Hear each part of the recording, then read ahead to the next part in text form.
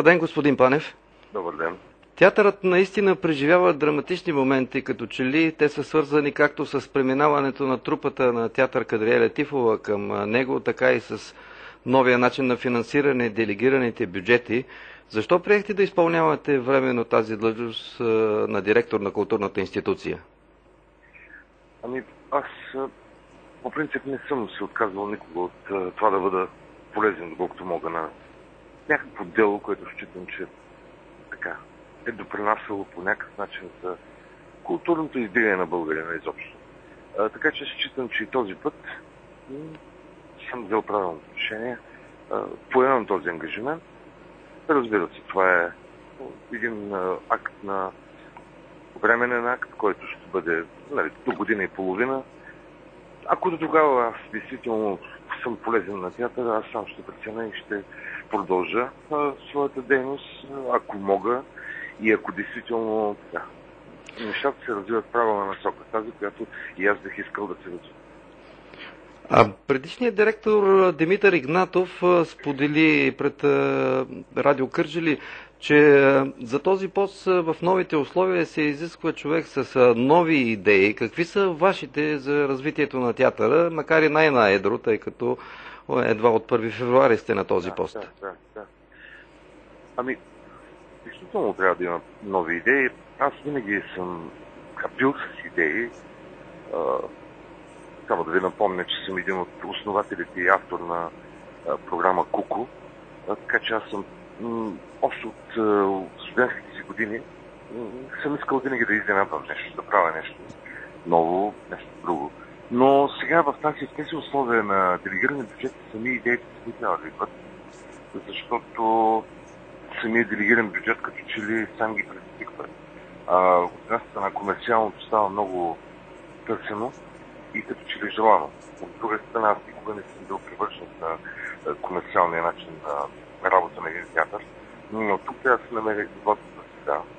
Почне действително излизане на театъра на истинския пазар. Пазара на театралния продукт. И излизане на театъра в чужбина, което е голяма моя мечта. Международната дейност, която предполагам, че ще развием, няма да включва само гостуване в чужбина на фестивали. Би трябвало да бъде изтъпване на пазара на театралния продукт в тази страна, за която говорим. Разбира се, преди всичко година на Европа, а защо не и Турция.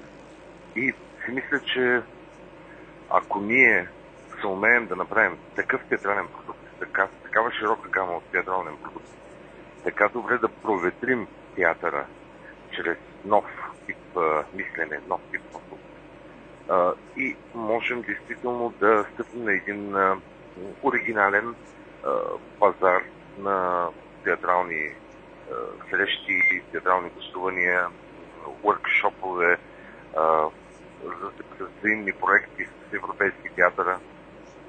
И би могло да се счита, че ако това нещо стане, това ще бъде 60% от дейността на един театър. Той не е призван само да задоволява истинските потребности на региона. Да. Той е един театър, който е в Европа, е европейски театър. И той трябва да се чувства като такъв, да има самочувствието на такъв театър. Конкурентната среда, театрална среда в България е твърде наситена.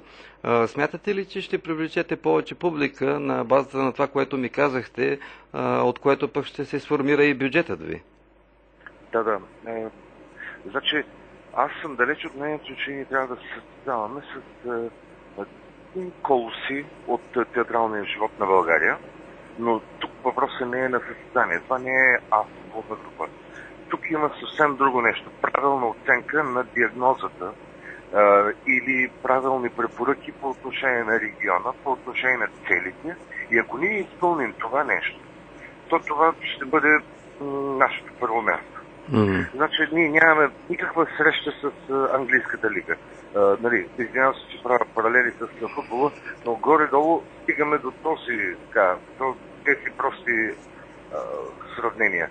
Затова мисля си, че ако ние изпълним нашите дългове към тези институции, към този регион, към тези програми, които са международни, то ние ще изпълним на 100% всичко това, което целим. Нов директор, нов репертуар, това важи ли за вас, откак поехте този пост? Какво да очакваме в репертуарно отношение? Аз пиша сега нещо и не бих искал да... Не пиша пиеса. Пиша план, който да може да бъде 3 годишен и да се разглежда в перспектива една репертуарна политика. Затова не искам, докато го напиша, да говоря така, защото мога нещо да сгреши или нещо да не стане, а бих искал да бъда точно. Благодаря ви, господин Панев. Желая ви успех. Това, уважаеми слушатели, беше новия директор на театър Димитър Димов, Пламен Панев.